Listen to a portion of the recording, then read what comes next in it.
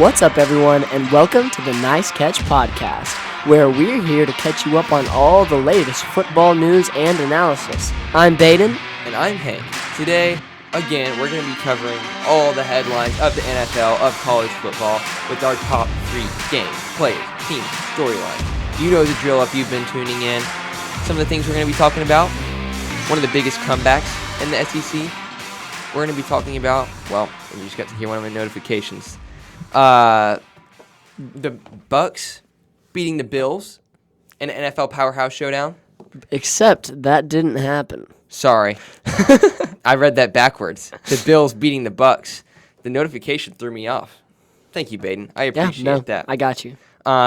Maybe a running back named Sean Tucker in that game.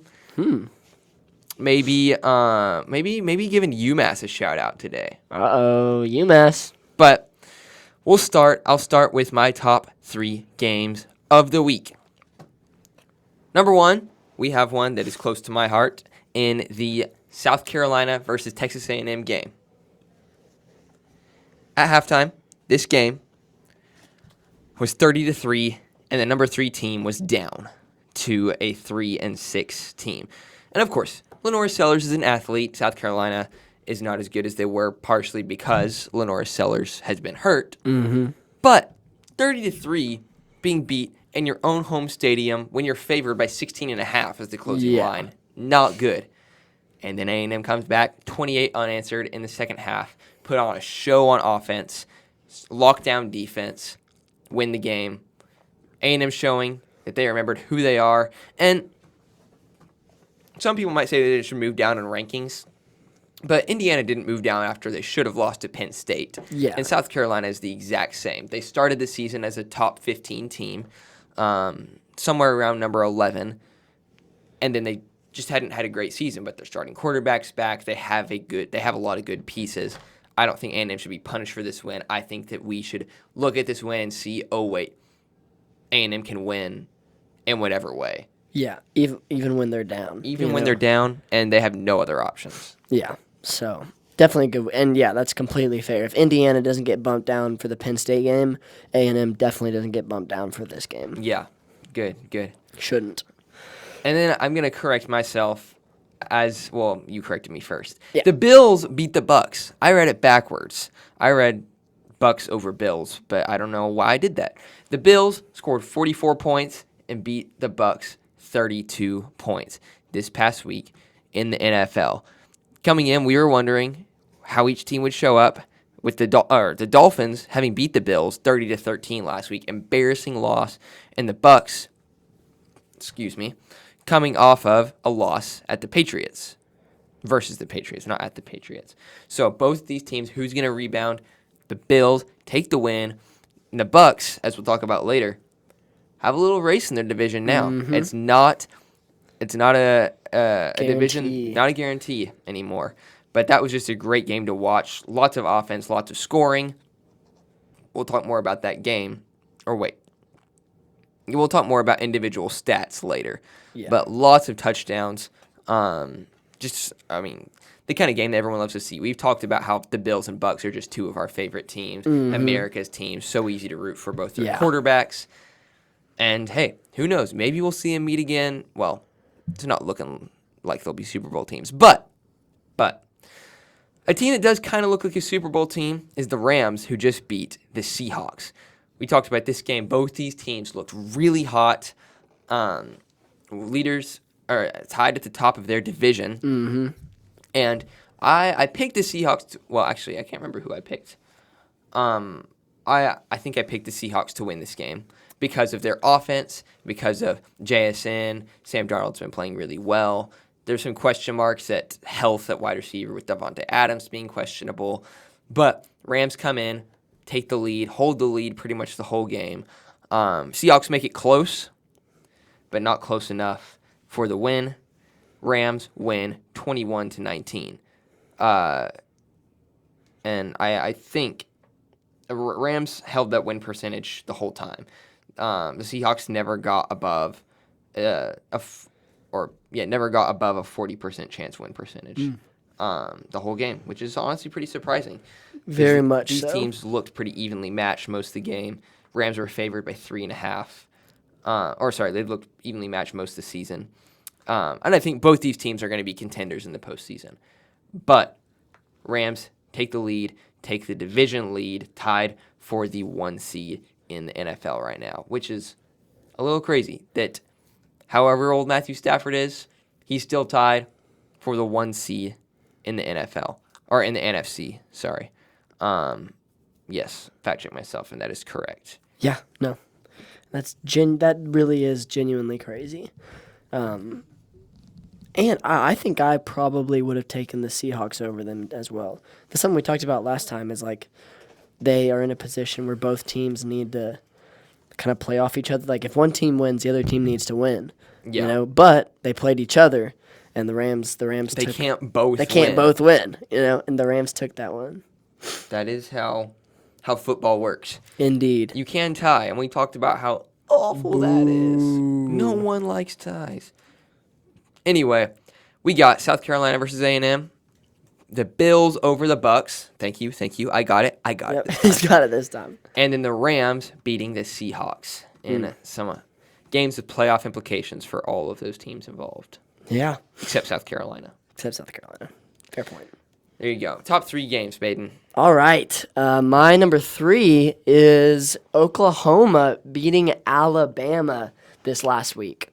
Coming into last week, or I guess 2 weeks ago, when we were talking about college game day and why they shouldn't go to any of these Division I games. When talking about OU and Alabama, I was like, I think I genuinely said like it's a guaranteed playoff team against an almost guaranteed not going to the playoffs team. Yep. Well, the rankings tonight will most likely have OU above yes, Alabama. The rankings tonight will probably change that. Oklahoma was 11, Alabama 4, and that's definitely, I think we're going to see a big flip there. Oklahoma came in, and they played a fantastic game. John Mateer, 15 for 23, 138 yards, 0 touchdowns, 0 interceptions. But he had a rushing touchdown. But this wasn't an offensively insane game. It's not like both teams were just throwing up points. But, defensively, they did exactly what they needed to do. Oklahoma did. They held Ty Simpson to 1 touchdown, and they got an interception. Where did they get all their... They didn't have any receiving touchdowns. No, they had 1 receiving touchdown and 2 rushing touchdowns from Daniel. No, that's Alabama. 1 rushing touchdown from John Mateer, and that was their only offensive touchdown the whole game. 11 points from their kicker. So what a goat for them. But defensively, they held Alabama to 21 points, and they did exactly what they needed to do. Mm-hmm. They came in here, and this was for them, if they had any hope, which I don't think there was much, any hope of continuing their season, going to the playoffs, they needed to win this game, and they did. And so that, just a huge win for Oklahoma. Mm-hmm. But yeah, a more defensive game. Exactly. OU was outplayed on offense. You look at the total yards. Alabama scored 406 total yards of offense, but the story was the turnovers. Alabama had 3 turnovers this game, and OU never turned the ball over. Mm-hmm. And so the story was OU's defense. And you know what they say, defense wins championships. It's a cliche. It's a cliche, but it proves true. You think about the teams who have had just the best offenses, but anyone can match them in scoring. Yeah, Bengals. The Bengals. Even in college football, you have Baylor this season. They can outscore almost anyone, but they can't stop anyone. And so, one drive where they don't score makes them lose. Miami last season with Cam Ward, they're going to score pretty much every drive. They're going to put 40, 50 points on you, but they're not going to be able to stop you. Yeah, exactly. So that Oklahoma defense really did exactly what they needed to do there. Exactly. Second game, Panthers over Falcons. You hear these two teams and you're like, are we being serious? These are the teams that we're going to talk about? Because this game obviously has implications for who gets the number 1 pick, not playoff not the number implications. 1. Exactly. That's what you think when you see that. So this game went into overtime, 27-27 going into overtime. The Falcons actually had the lead going into the half, and then they didn't score a touchdown in the second. After the first half, they had 2 field goals in the fourth quarter, and the Panthers kind of came back in that second half. Bryce Young, I'll talk about him, but he really led his team well there. And the rushing game, but something that we've seen with the Panthers is their rushing game being really good, and that's kind of making up their offense. That's what they're relying on, is that rushing game. The Falcons took that away, so good on them. They really held that rushing. They held Rico Dowdle 19 carries and 45 yards, and no touchdown either. They had 0 rushing touchdowns. They had a combined between 4 guys. They had 45. They had less than 70 rushing yards. Which is crazy, because this is the Panthers. We've been talking about Rico Dowdle as top 5 back in the league. He's still fourth in rushing yards right now, but he has been second and third a lot of the season. He sold for my fantasy team. I want him to know that. That's fair. But it's okay. I played against him, so that was nice. There you go. But I mean, a game between these two teams going into overtime. That's the thing. The Panthers are 6-5 now. Falcons 3-7. So the Panthers are a better team. But when you get these division games, they're going to be a good game. And they proved that again. You love to see overtime games. You love to see these kind of games where you don't even care about either team, but your heart's picking up when it gets into overtime. It's just a lot of fun as a fan to see games like this. And for the Falcons, obviously a loss. They're out of it. Their season looks like it's kind of coming to an end. But for the Panthers, this is a pretty big game, which I'll talk about later. But definitely that's my number 2 game. And number 1, of course, Broncos over Chiefs. I just talked about a more defensive game with Alabama versus Oklahoma. If you want to look at a defensive game, this was it. Broncos versus Chiefs was all defense. Not a single touchdown scored in the first half of the game, and then both teams only scored 1 touchdown. It was all field goals. If you look at player stats, the Will Lutz had Harrison Butker had 7 points. Will Lutz had 16 points in field goals. 5 field goals, 1 extra point. And the Broncos only scored 22. Math. 2/3 of their points, roughly. Roughly 2/3. We'll say 2/3. We'll say 2/3 because that sounds really good. It is really good. It's actually over 2/3. Yeah. We're gonna say 6/8. No, because that's 3/4. Over 2/3. Over 2/3. We'll leave it at that. Not a math guy. No. Over 2/3 of their points was scored by Will Lutz, their kicker, who I had in one of my leagues. So bless him.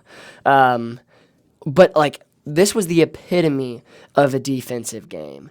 It was genuinely incredible. The red zone defense of both of these teams, the Denver Broncos, without a doubt, have the best red zone defense in the league. I think probably the best defense in the league right now. But it was incredible watching these two teams. Both these teams needed this win. The Chiefs probably even more so, as they're trying to build back up a really slow start. But it was just such a fight. Even down to the wire, you really didn't know. And it was truly an incredible game to watch. I mean, and going into Chiefs and Broncos going into halftime 6-6. It was a lot of fun to watch, but the Broncos come out on top, 22-19, and I think, which I'll talk about later, the Broncos they play to the team that they're playing, and they really played up here, and a lot of questions that there was on their offense, how they're going to execute, they did what they needed to do, but the defense gave the game to them. And so that was really, really positive looking forward at this Broncos team, I think. This game was really telling for how their season's going to end up. Yeah. Yeah. as you said, the Broncos, statistically, best red zone defense, statistically, best defense in the NFL, all around. And, I mean, the Chiefs haven't been the Chiefs that we're used to seeing. Yeah. But, I mean, props to the Broncos for winning a tough divisional game. Was this game at Mile High? It was Yeah. at Mile High. But still, I mean, never easy to win against your division rival, especially when they're, well, the Kansas City Chiefs. Yeah, and Patrick Mahomes. You always come to fight. So great game there. And that brings us to our players, Yeah. top 3 players. And I'm going to start with my number 1 player, and then I can decide which ones other ones I want to talk about. Good call. Number 1 player, well, we mentioned the game, Bills over Bucks. See, I'm going to keep telling myself, the Bills won this game, Hank. I watched the game. I know what happened. Just didn't work. Just didn't happen in my brain. But Josh Allen had 6 total touchdowns, 3 rushing touchdowns, 3 passing touchdowns. I think only one other player has ever done that. I heard on the NFL or on the commentators in one game say that he's the only player who's ever done that, and then in Boomer's fastest 3 minutes on Monday Night Football said that one other player had done it. So I haven't fact-checked myself. I'll do that later. But Josh Allen, 3 rushing touchdowns, 3 passing touchdowns, 317 passing yards, and just some of these rushing touchdowns were in just clutch times. You look at his last one, I think, just kind of QB power on the right side of the offensive line to essentially ice the game. Just played out of his mind, showing that he's a perennial MVP candidate. Every season the Bills are good largely because of him. A player on the other side of the ball, though, who did lose the game but had a career day was Sean Tucker. I believe he's a few years out of the league, 4th rounder out of Michigan State, something like that. 19 carries, 106 yards, 2 touchdowns, and 2 receptions for 34 yards and 1 touchdown. The Bucs had 4 touchdowns. Sean Tucker had 3 of them. And, we talk about running backs for the Bucs. Who do we talk about? We talk about Bucky Irving. Every now and then we talk about Rashad White. But Sean Tucker, 3rd-year running back out of Syracuse. I was very wrong. Third year, I was about right on how long he's been in the league, but Syracuse, not Penn State. And he was drafted in it doesn't say when he was drafted. Come on. I need to know these things. Maybe he wasn't drafted. Anyway, I was wrong. But he had a great game. It's just funny to see Sean Tucker be at the top of the stat list for the Bucs, scoring 37 fantasy points this week. Honestly, where the Bucs have been, that checks out. Yeah. That checks out how the Bucs are having to pull people this season, get people in the game. Exactly. And then number 3, I have a lot on here, but I'm just going to go with college football top running back of the week. 300 rushing yards and only in 25 carries. That's 12 yards per carry, and this is Ahmad Hardy.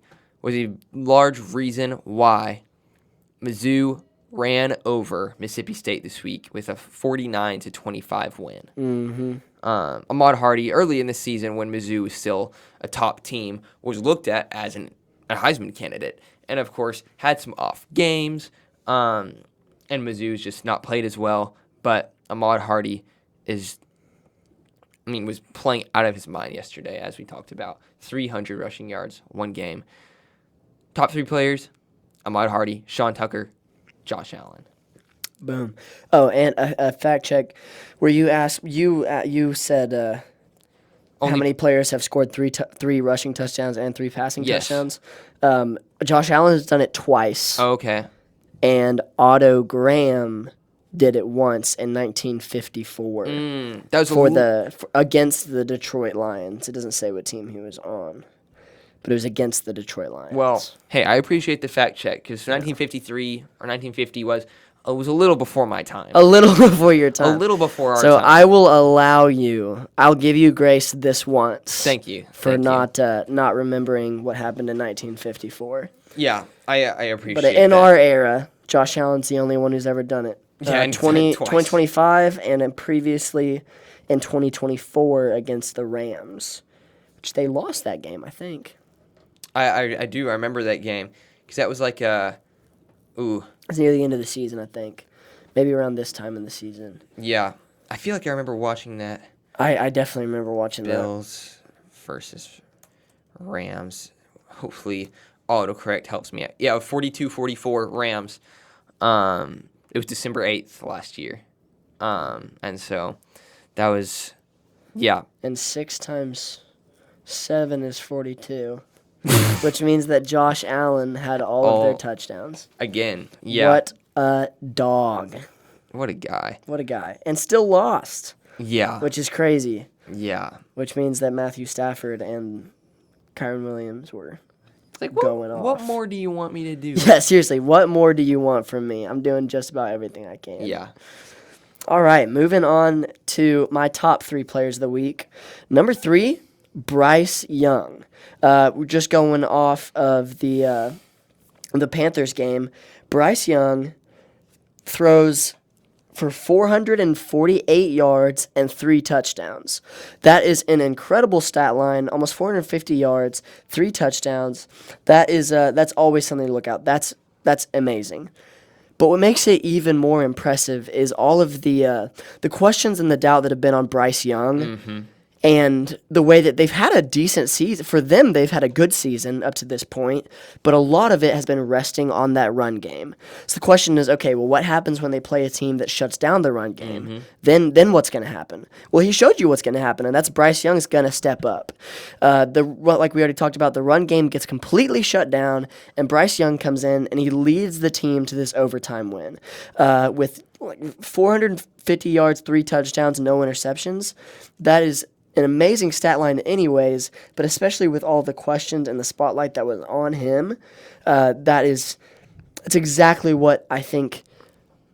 I don't want to say the doubters, like, oh, the doubt, but that's exactly the people that had questions about this team. That's exactly what I think they needed to see. Mm-hmm. That's what the Panthers needed to see themselves. Now they know, like, we are a well-rounded offense, that we can be a successful team. So this was a big game for them, and all props to Bryce Young coming out of this game. My number 2 player of the week, Christian McCaffrey. Surprisingly, with him playing this whole season, I don't think we've talked about him once on this podcast since the season started. That's really true. Just because there's so many other, and like when you look at running backs, there's a lot of running backs. There's Jonathan Taylor. There's a lot of running backs that naturally, I think, draw attention a little bit more this season. Mm-hmm. Christian McCaffrey this game, 2 rushing touchdowns and so he had 3 touchdowns, 2 rushing, 1 receiving, 5 receptions for 40 yards, and then 13 receptions for 81 yards. 41-22 win against the Cardinals. This is exactly what the 49ers need to keep doing if they want to stay in the run with teams like the Rams and the Seahawks in their division. Mm-hmm. And Christian McCaffrey has proven to be a big part of that. Coming off of a injured season, I think the year before that even, he was on and off. Coming into this year, and even the first week, they didn't know if he was going to start. He is having a very successful season. He's been a big part of this offense, especially with injuries still, especially in the receiving core, injuries still being pretty frequent. He's being a big part of this offense, and that really showed in this 49ers-Cardinals game. 3 touchdowns, 140 total yards. That's not true. 130 total yards. This was a very, very good game for him. Mm-hmm. And so, yeah, we haven't talked about him much on this podcast. I'm a huge Christian McCaffrey guy, so I saw that, wanted to throw him in there. Now, my number 1 player, Jaquan McMillan. What a defender. His stat line for this week for the Broncos, safety, they played him a lot like, trying to think of the right term, maybe like a nickelback. Mm-hmm. He was blitzing on almost all of their plays, and he's generally a safety, I believe. No, maybe a corner. He's a defensive back, but he was, I have his stat line right here, 5 tackles, 2 sacks, and an interception as a defensive back. This was his game. He was a massive part of this Broncos win. And if you look at, he had the only interception, and he had 2 of 3 sacks in that game. And he also had the most tackles. Justin Stranad and Brandon Jones both had 4 tackles. And so he came in here with he's a defensive back, number 29. He came in here with overwhelmingly pulled the weight on this defense against Patrick Mahomes, got an interception, 2 sacks, and 5 tackles. A lot of times when we're thinking of players of the week, our eyes obviously go to the offensive guys, but Jaquan McMillan, I mean, he did everything in this Broncos game, and I think without his role in that game, they don't win. Especially the interceptions that he got, and really the interception that he got really kind of turned some momentum in the game, and his 2 sacks were on very important third downs, if I remember correctly. So, I mean, I'm saying this right now. I'm pretty confident in this. You take Jaquan McMillan out of the game, I don't think they win. And so this was a huge defensive game for him. So yeah, Bryce Young, Christian McCaffrey, and McMillan. Yeah, that's crazy. I mean, reading this article from a few weeks ago, he was one of the fringe roster cut players. He was one of those that's cutting down to 53 players. Does Jaquan McMillan stay? Does he not? You bring in the Broncos' defense is so good. Exactly. Because they have these starters like Pat Surtain, in drafting Jahdae Barron, Hufanga. Having Hufanga at safety, Riley Moss, who has started the opposite side of Surtain the past few seasons, and Jaquan McMillan stepping up and saying, "Hey, I got this. I can put the defense on my back when I need to. I can make these plays in key positions." When I'm in key positions, key times. Not the name I expected to see on here.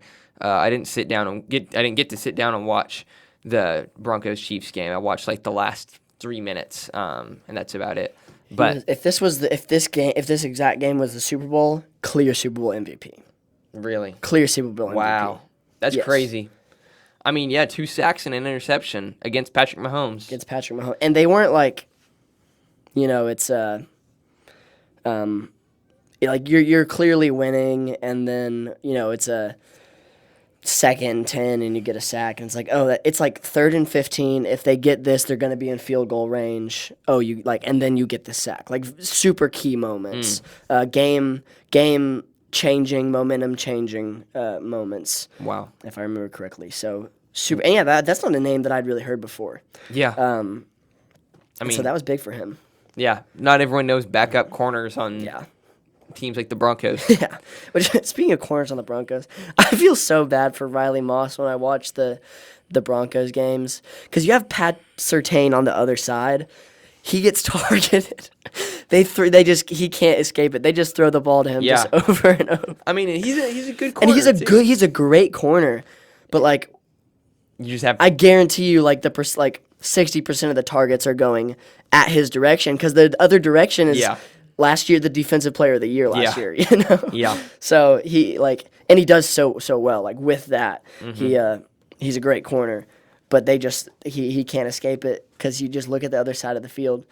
Anyways, But I guess moving on to your teams. True. I have a few teams listed here. We'll start with talking about the Bears. The Bears right now are 7-3. We've mentioned how they've kind of just flown under the radar, and at this point, I think they're flying under the radar a little less, because they have what's the word? They're leading the NFC North by themselves. They're not tied with anybody. They have the 3 seed. If the playoffs ended today, they would have the 3 seed, not needing any tiebreaker over the Packers and the Lions, but having a game, or at least half a game, lead over these other teams. Not what I would have expected with the Bears. I thought Ben Johnson would make a good impact, but the Bears are not what I expected to find, or not the team I expected to find at the 3 seed at this point in the NFL. I'm trying to look back and see our preseason picks with who's gonna be these playoff teams. I can't find talking about okay, no, I found it. I picked the Bears to be the first team out of the playoffs with I actually picked the Vikings winning their division and the Lions and the Packers being slightly below. Not exactly what I expected. Hey, I had the Eagles and the Bucks as the 1 and 2 seed in the NFC, not too far away. Yeah. Rams winning their division. Anyway, that's beside the point. Bears, 3 seed, having a very good season, but still somehow under the radar. You think of the Rams, like, oh man. You think of the Seahawks, like, no one wants to play the Seahawks. They have the same record as the Bears right now. Wow. Yeah, that's kind of a shock to the system to think to really put that into perspective. And, I was watching the Cowboys versus Bears game earlier this season. The Cowboys just did not play well that game. But thinking like, okay, well, they lost to the Bears. The Bears who are now 7-3. They lost their first 2 games of the season to the Vikings and the Lions, and then had a loss to the Ravens, which, the Ravens are playing very well. The Ravens look like the Ravens now, not the Browns, like they'd looked like for the first few weeks of the season. Yeah. And, of course, they beat mostly kind of bottom-of-the-barrel teams, Raiders, Commanders, Saints, Bengals, Giants, Vikings. But still, the Bears having a great season, sitting alone at 7-3 at the top of the NFC North. Tough division, great playing by the Bears. Other team, I had the Jaguars. So they blow out the Chargers this week after losing to Davis Mills last week. So are these people contenders or are they not? Yeah. You never know. But still, right now, if the playoffs ended today, they would have the 7th seed. They would just be over the Texans and the Chiefs and the Ravens for a playoff spot if it ended today. So, Jags still have the inside track if you look at the rest of their schedule. A few tough games like the Broncos and the Colts. Colts twice, actually. But overall, being in that division, they're playing the Titans. They're playing the Titans twice. They already played the Texans twice. Twice, okay. So you have the games against the Titans and then, playing the Cardinals next week, playing the Jets. So pretty easy schedule. That's 3 losses left. And so if you lose those 3 games like you probably will and then win the games that you're projected to, then, well, you meet expectations and you're in the playoffs at 10-7 likely. So Jags getting a comeback win after a disappointing loss. And then my number 1 team, you already talked about it, OU. Huge win over Bama, and as I said, very much outplayed offensively. But defensively, that is why they won this game. Still, no chance to make the SEC championship, but a very, very good chance to make an at-large bid in the playoffs. If they can beat Mizzou, who is playing with the backup quarterback, and LSU, who is falling apart this season, then they're in the playoffs. With a win over Bama. Their loss to Texas, I think, was pretty much a fluke. John Mateer is still pretty hurt that game. And, it's just a rivalry game, so you never know what's going to happen. If you take that loss out of the picture, their lone loss is to number 8 at the time, Ole Miss, 34-26, 1 possession loss right there. They beat Tennessee. They beat Alabama. They beat Michigan, who's still a ranked team. Auburn was ranked at the time they played them, which is actually really funny to think about. Texas is ranked. It has been for most of the season. So great resume for OU. I think they're in the playoffs. I think they're somewhere around the 8th seed is where I have them right now. Right now I have them at the 8th seed. And ironically, I have Bama at the 9th seed. So the first game would be OU Bama. OU Bama. And I do think if they play again in the playoffs, I think Alabama takes that one. I do think you play them again this close. I think Alabama comes back. They know what to change. They know what worked, what didn't. Yeah. I think that's fair. It's just coaching is the biggest thing. And, Venables is just a great coach. But you got Alabama, all of their coaching. It's not just on the head coach. I'm picking Alabama if they play again. Yeah, I think that's very fair, very likely. All right, my top 3 teams of this week. We'll start off at the bottom. The Texans. The Texans came in and they played the Titans. Titans are not a good team. They got the win. It was a sloppy win over the Titans. Yeah. But this puts them 1 game back from the Jaguars. Who are the 7 seed we just mentioned. Exactly, who are the 7 seed, and they back-to-back division wins for the Texans. So that's good. Beat the Jaguars, then beat the Titans. They're 1 game back from the Jaguars, and so I was under the impression probably a few weeks ago that they were kind of out of it. Texans didn't really have a chance. And they have done what they can do right now to get themselves in the hunt. They have a 0.5, 50% chance to make the playoffs at this point, which if you look at the other divisions, third seeds, the 2nd seed in the AFC North has a 50% chance. So the Texans are giving themselves as good a shot as they can at this point with the season that they've had. And Davis Mills, 2 back-to-back wins, backup quarterback. They have quite the finish to their season. They got to go Bills, Colts, Chiefs, and then they finish off Chargers and Colts again. I think division game, the Texans are going to win one of those games against the Colts. Okay. I mean, the Texans have the best defense in the league. We saw the Colts fall to a team like the Steelers, who aren't all that great. No. But they have a very good defense. A very good defense. And I think, they're going to play them twice. And, like you said, you know what, whoever loses the first one, I think you know what gaps you have to fill, you know what you have to do there. And, in those close division games, it's hard to win 2 in a year, I think. I mean, we've seen this with the Texans and the Jaguars every year. It's usually one wins one wins the other one. And so I think the Texans can win one of those games. And then it really just falls on how the Jags finish out. And so, I think the Texans, 2 division wins back-to-back, they are putting themselves in the race. They were out of the race. They were a lap back. But they've kind of kicked, and they're putting themselves in a position where they have a chance. And so a lot of respect to that. Next team, we've talked about them already, the Rams. We talked about last episode, we talked about with the Seahawks and Rams being so close, the Seahawks maybe looking like a little bit of a better team. I talked about last week. The Rams need to go toe-to-toe with them. Of course, take playing each other out of the picture. When they're not playing each other, if the Seahawks get a win, the Rams need to get a win. Yeah. Rams get a win, the Seahawks need to get a win. Well, they play each other, and the Rams get a fantastic win over them. The other reason they're on my list is the uniforms were just so sick. That is very true. They're always black got to out give a with shout out. Yeah, always got to give a shout out to cool uniforms.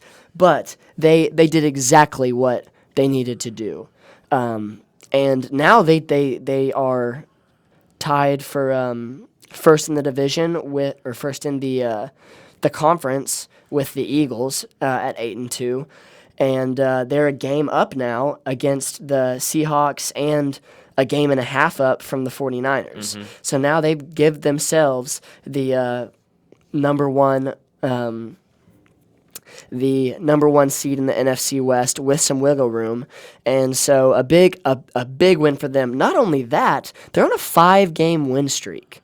And so they're only picking up more momentum. They have the longest win streak in the NFC right now. The Eagles are next closest with 4 games.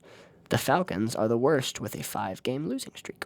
No, that's not true. Commanders have a 6-game losing streak.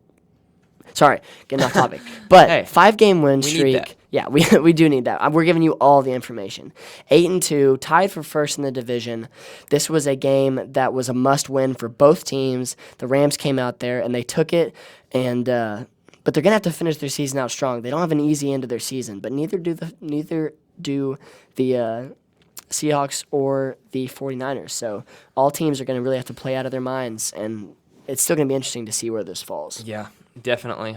When you're in a tight division, I mean, every game matters even more. Yeah, statistically, the best division in the NFL right now. Oh, yes. I mean, easily. Yeah. They're going to have 3 teams in the playoffs, almost definitely. You look at standings right now. Yeah, especially compared to a lot of weakness at the bottom in some of these other NFC divisions.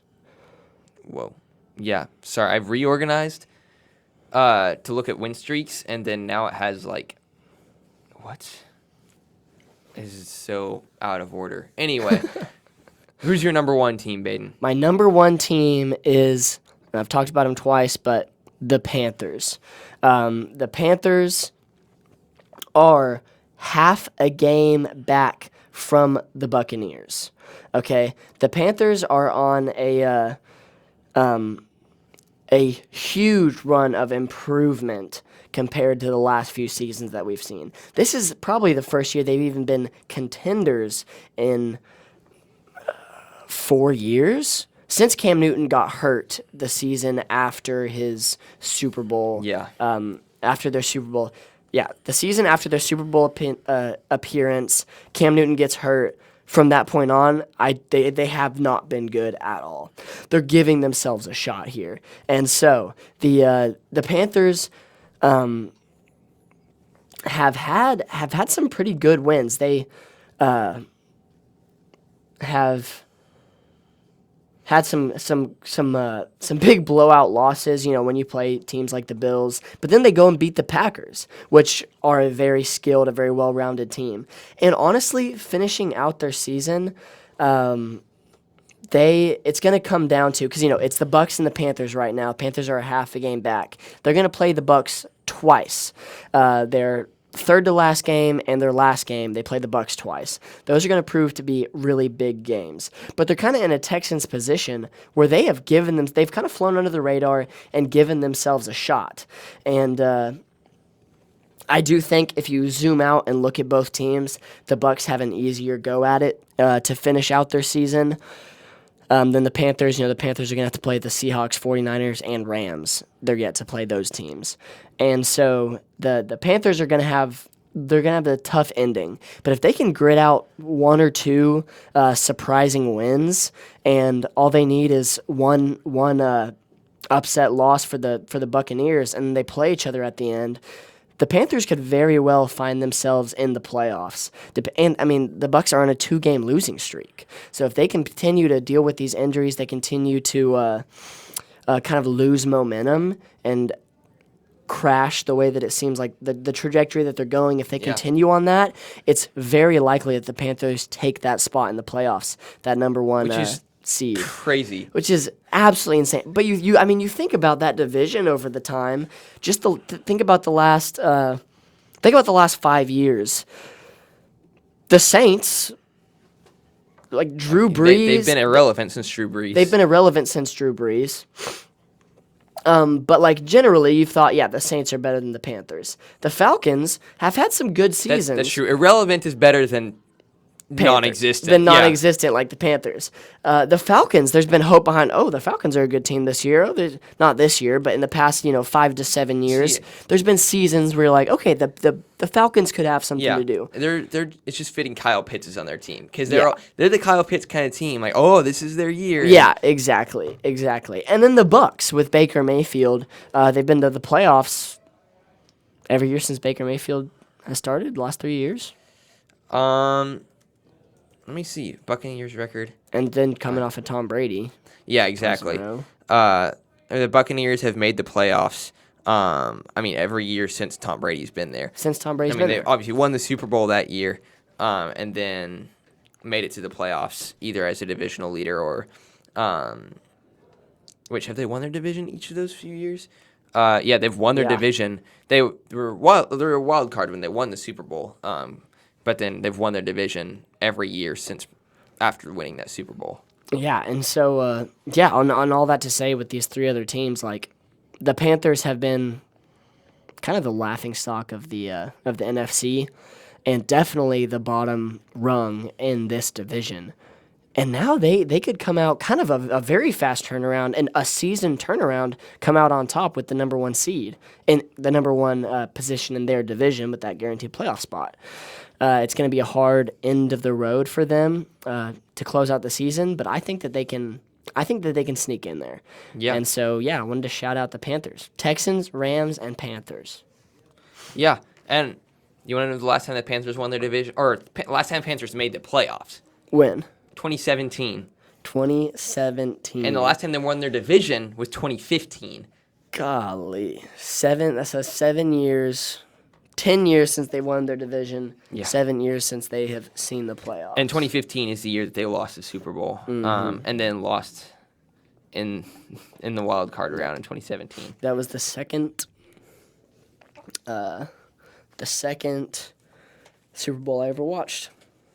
Dude, you got to. I mean, hey, And look at how we started. Yeah, and I knew nothing. I didn't really know about much, and so I didn't know that Peyton Manning was the quarterback of the Broncos. Like, I just didn't pay attention enough. Yeah. And so I was like, at the start of the game, I was like, the Panthers have the cooler uniforms. This is such a cool team. I'm definitely rooting for the Panthers.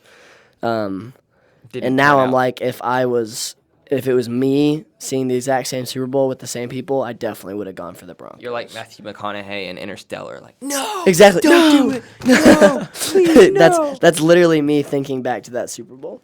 So yeah, those are my teams. Team leaves us with storylines, and you asked, I deliver storylines about UMass. Just kidding. Yep. You didn't ask for it, but you're getting it anyway. But you're getting it. So picture this. You're 0-9 in the MAC, worst conference in the FBS. And this is UMass. We're not winning a lot, if anything. And you haven't won anything. You're sitting there. You're playing NIU. NIU came into this game, I think, at 3-7. Now I need to fact check myself. But they came into this game at 2-7. And you're sitting there, you're like, man, we got a chance. Like, this is a team that has won even fewer games. That has won almost as few games as we have. Mm-hmm. In the first quarter, NIU comes out, scores 10. Maybe you have a chance. Then they score 21 in the second quarter. 31-0 at halftime. They score 14 in the third quarter. You're like, man, it is 45-0 in the fourth quarter. Most of the time, you're probably going to be gone. But true UMass fans, they know. We got to stay because any points we score are a privilege. And then at the end of the fourth quarter, they kick a field goal to cut the lead down to 42. And UMass knows what a privilege it is to see their team score points, so they set off the fireworks. Down 45-3, that lone field goal was enough for them to set off the fireworks. So, UMass fans, we're here for you. We're here. We are here. And you know what? You deserve to set off those fireworks. Exactly. Even though it was just a field goal. Maybe a consolation prize, and you may be highly favored to lose your next two games, having only a 2% chance against Ohio, and then a 12% chance against Bowling Green, who have only won 3 games this season. You may have lost to an FCS team already this season. You may only have one other game that was a one-possession game against Buffalo. It's okay. It's okay. It's okay, UMass. It's okay. We forgive you, UMass. We forgive you. Well, there's UMass. And then we'll go with a little injury at the quarterback position for Atlanta. We already talked about how the Falcons are out of it. They're not making the playoffs this season. But Michael Penix goes down. Last I read, it was ACL damage. Not a tear, but enough to probably put him out for the season. That is now 5 season-ending injuries in his last 8 seasons, counting the NFL and college together. So now, who plays at quarterback for the Falcons? Kirk Cousins. Kirk Cousins. And this guy now has a chance to play for his job and revive his career. I don't think he's going to be a starter again. He's not young enough to be a Sam Darnold or even Geno Smith. But he can show people like, hey, you may not want to pay me as much as I'm getting paid right now. But I'm still good enough to be a good backup for you.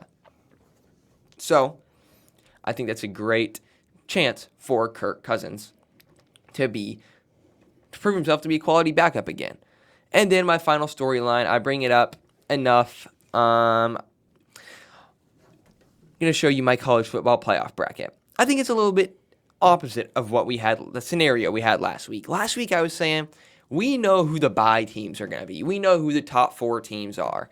The question mark is, who are going to make it in the at-large?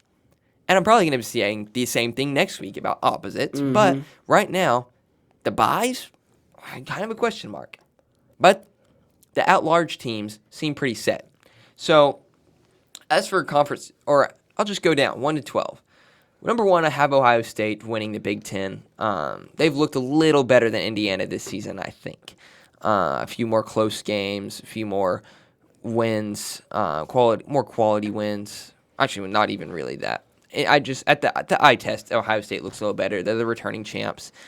Number 2, I have A&M at the SEC championship spot. Of course, Bama can always, return to their dominance. But right now, A&M looks like the 2 seed. Number 3, I have Indiana. I don't think a Big Ten championship loss is going to bump them out. Number 4 is where we get a little interesting. Right now, I think if Texas Tech wins out and wins the Big 12, I think they take this bye spot. Georgia and Ole Miss are the next ones, 5 and 6. I don't know if the committee will want Texas Tech, whose one loss was without their starting quarterback, or Georgia, whose one loss is to Alabama. I don't know who they'll want to give that bye to, but my guess is they give the benefit of the doubt to the team who won their conference. Even though if Georgia was in the Big 12, they would probably run it. But, we'll give it to Texas Tech. We'll give it to Texas Tech. Oregon at 7. I last week said that I wouldn't be surprised if they lose to Iowa. Iowa, that was 2 weeks ago. Mm-hmm. Beat Iowa, I have a little more faith. I think they'll beat USC this week. I don't think it'll be a blowout. I think USC will put a lot of points on them. But I believe in Oregon's offense. I think they're a playoff team, top half, or around halfway playoff team. 8, I have OU, 9, Alabama, 10, Notre Dame. Alabama and Notre Dame, I think Alabama's more quality wins. You put them a little above. Yeah. ACC champ at 11 and group of 5 champ at 12. Right now, I have Virginia winning the ACC. Georgia Tech almost lost to Boston College, who hasn't won a conference game all season. Don't love that for them. And then right now, I think James Madison, if they run the Sun Belt, they're in. But UNT, if they have some quality wins, you look their 1 losses to USF, and they've been on fire since then. James Madison doesn't really have a quality win. Their only quality loss is to Louisville, who hasn't looked that great last few games. Lost to Clemson on Friday night. So I think there's definitely a chance that UNT, whoever wins the American, still gets in. But right now, James Madison is favored. ESPN gives James Madison a 53% chance to make the playoffs. So over halfway, which is interesting. 52% chance. And it gives UNT a 38% chance. Tulane's in the hunt. But really, I think it's UNT or James Madison. I don't think it's going to be a pretty long shot for it to be anyone other than those 2. So those are my storylines. UMass, Michael Penix / Kirk Cousins, and the college football playoffs. Hey, there we go. Have a buddy from 7th grade that plays tight end at UNT. University of North Texas, right? North Texas. Yeah. Drew Mestemaker. Yeah, he plays tight end there. He's not like a starting tight end. I don't know. He probably doesn't. He doesn't play much, but he's on the roster. Tight end. Anyways, my top 3 storylines. Number 3, Shedeur Sanders is going to be starting his first game next week against the Raiders, and for a first game start this far into the season, the Raiders is the team that you wouldn't mind starting against. I think. Yeah. He had quite the rude entrance into so Dylan Gabriel out with a concussion. Under concussion protocol, he'll probably be out 1 to 2 weeks. So Shedeur Sanders will most definitely start this next week. Shedeur Sanders, his first game in, 4 for 16, 47 passing yards, 0 touchdowns, 1 interception, 2 sacks, a fumble, 13.5 passer rating, and 6 net yards on 16 dropbacks. But this is against this first game he's coming in. It's against the Ravens defense, who we all acknowledge, I think is a very good defense, a very strong and kind of scary defense. And he definitely had a difficult first game, but it's hard coming in the middle of that game against that defense with all that pressure, divisional game. I think that he will play well this next game against the Raiders. I think he's going to have his feet under him. He'll have a week to prepare for this team, this defense. He's going to go into it more comfortable, and I think that he's going to have a better game. And we saw, the Browns kept it very close with the Ravens. And so if they can do that with the Ravens, I definitely think they can get the win over here with the Raiders. Maybe get some confidence into Shedeur Sanders coming into this game. And I hope just for him, just like for any rookie quarterback, that he has a decent game against the Raiders. But definitely a rough start in his first in this game coming in. So definitely a lot of questions there, I think, for Shedeur Sanders and how he's going to execute in this next week. But if there's any game to come in against the Raiders, that's a good first game. Yeah. We saw what the Raiders did on Monday night. Yeah. And that was pretty much nothing. Yeah. Yeah, exactly. We saw what they didn't do. Exactly. Which is anything. True. Yeah. I like that. Number 2, I have the Broncos. Not just the Broncos. The Broncos and the way that they play to their competition. And now, is this a problem? I'm not sure. Is this a good thing? Maybe it can be, but it's definitely something to keep our eyes on. If we look, they have 2 losses, one to the Chargers, a 3-point game, and one to the Colts, which actually would have been a win if they hadn't jumped off sides and the Colts got to kick that field goal again. Once again, a 1-point loss. However, the first game against the Titans, that's 20-18, 1 possession win. Against the Bengals, 28-3. Then look at this. They play the Eagles. They win 21-17. Definitely playing up to that moment. Play the Jets 13-11. That's not it was and we talked about this in extent in that episode after that week. It was not a good win. It was not a quality win. They played the Giants 33-32. And that was 1-point game. Yeah, they were down pretty much the whole game. They were down the whole game and then came back in the fourth quarter, one of the greatest fourth quarter comebacks ever. Yeah. Cowboys 44-24. Texans 18-15. That was not a good game. Watching that, it was clear that was not a good game. Next, Broncos Raiders 10-7 win. Just the ugliest game. The one of the worst games that we've seen. The epitome of Thursday night football. The epitome of Thursday night football. And then they turn around a short turnaround. No, a long turnaround. That would be mini bye week. Mini bye week. Yeah, because it's a 10. Sorry, they had 10 days in between each game. Mini bye week. And they play the Chiefs and win 22-19. So, they play down to competition frequently, but also they play up to competition. Yeah. And so if you can sustain that, as long as you're playing up to competition, then great. But that might be something they need to figure out, to where if you're playing, say let's go down the road and they have the number 1 seed, maybe the number 2 seed. They don't get the bye week, but they are considered the best or second best team in the playoffs, and they're going against a wild card. They're going against the Jags. Look at the AFC. They're going against the Jags.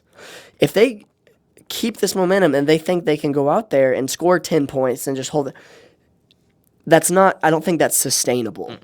You need to play at your level, which should be up, should be the best level that you can be at. You don't want to be playing down. Even with these wins, I think that's dangerous, I think is the best way of putting that.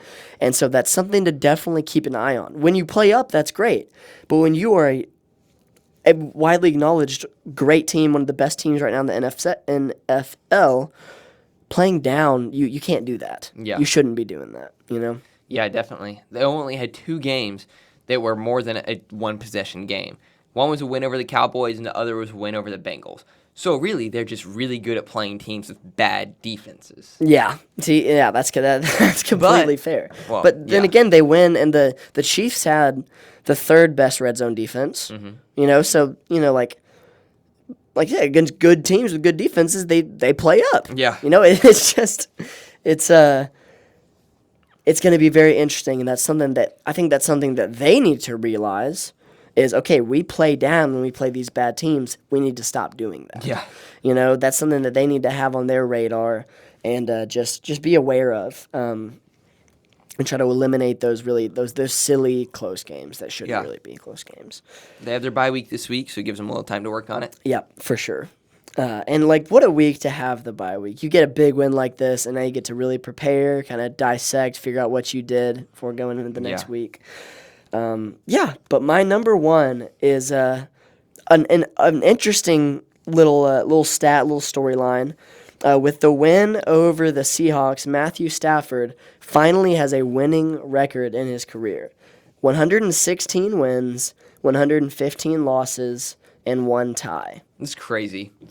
What an insane long enough. And me and Hank were talking, he has established one of the best quarterbacks of our generation, of this me and Hank's generation of football, well established as one of the best. But what you forget is he started the majority of his career was on the Lions, and not today's Lions. I'm talking about 0-15 Lions, 1-14 Lions, those Lions, And so for Matthew Stafford to have that record and with a Super Bowl ring, it's a funny stat, but it really is incredible. And you have to think the turnaround that he's had, with getting off of the Lions, the turnaround that he's had with the Rams, still being one of the, like I said, tied for first in the NFC, still being as good as he is and leading his team like he is, it's really incredible. And so props to Matthew Stafford finally getting if you told me on Saturday, Matthew Stafford doesn't have an overall winning record, I probably wouldn't believe you until I looked it up, Yeah. And so it's super interesting. But just a fun little stat line to close off my storylines, Yeah. We love those feel-good stories. Think about Matthew Stafford going into the league in 2009, I think, which is crazy. Gosh. And, hey, Matthew, you're not going to have a winning record in your career until 2025. Yeah, and also you're going to be on the Rams. Yeah. And also you're going to have, one of the coolest little highlight moments ever where you, dislocate your shoulder and then throw a touchdown or run for a first down or just I can't even, that video where he gets hit. I don't know what you're referencing. Oh, this it's is that crazy. video. It's when he's on the Lions and he gets hit late, and it's a close game. I think it's a third down. He gets hit late, and he gets up and his shoulders it's clearly dislocated, it's hanging down. It's hanging down, and then they try to pull him off, and he's like, "I'm not getting off the field. I'm not getting run the play." And he ends up either throwing for a first down, or he might even tuck it and run it, and then slide for a first down. I think he throws for a touchdown. That's crazy. He runs, gets hit, and then they try and pull him off, and he doesn't, and he ends up throwing a touchdown. I think they win that game. So Matthew Stafford, you're a dog. Congrats on having a winning record for the first time in your 16-year career. Yeah. So. Okay, yeah, I have the tab pulled up. I'll watch it after we finish recording. Bet. Yeah, but those are my storylines. Awesome. Shedeur Sanders, Broncos, playing all over the place, and Matthew Stafford. Yeah, Matthew Stafford this season, 27 touchdowns, 2 picks. Wow. 41 quarterbacks have thrown more picks than he has. and And there's only 32 teams. And no quarterbacks have thrown more touchdown passes than he has. Wow. 6th in yards, 6th in quarterback rating. Great season for Matthew Stafford. And, hey, a little cherry on top. You get a winning record. Yeah. Future Hall of Famer, maybe. Oh. Yeah. Right now, should be. Sure looks like it. If he can get another playoff, or if he can get a Super Bowl win again, he's a lock. Yeah. Man, That's a lot of ground covered there. Indeed. Well, I'll look at my playoff bracket again next week and see. Any changes? What happens? We'll there. see. There's not a lot of interesting games And next week. But tonight, the new rankings come out. yes, So we'll see what happens with that. yeah, and mine has a little mix of projections in there too. Mm-hmm. But well, it's good stuff. Indeed. Or that's about all I got to cover. Yeah. No, I think that's good. I've said all I need to say. Yeah, have a good Thanksgiving break, people. Absolutely. Have Be a thankful. good time watching all of the great Thanksgiving Day NFL games. Just the worst possible Hey, lineup. who would have thought that both the Cowboys and the Chiefs would be 500 or under on Thanksgiving when they're That's- playing each other? That's genuinely crazy. Yeah, and then the Bengals and the Ravens would both be 500 and under. Golly. And that the Packers and the Lions would neither be at the top of their division. I think it's Packers and Lions. It might be Bears and Lions. I think it's Packers. And not what we would have expected whenever it's like, hey, let's watch some Thanksgiving Day football. Yeah, it's Thanksgiving Day. I believe in the Dallas Cowboys. I guess it is still a week until Thanksgiving. Yeah, it feels like Thanksgiving because we just had a Thanksgiving lunch at the school cafeteria. Yeah, and I It was feel good. people say there's like something in turkey that makes you tired. I don't know. I'm not a food scientist, so No, I don't know. but I'm tired. I am tired. I think it's time to Take us out. to play some College Retro Bowl. Oh, win yeah. me a natty with West Virginia. Okay. But, yeah. Thanks for listening to the Nice Catch podcast. We're here to serve you, our listener, and give you the football content you deserve. If you love football, continue to tune in each episode from the offseason all the way through the playoffs. This is the Nice Catch podcast.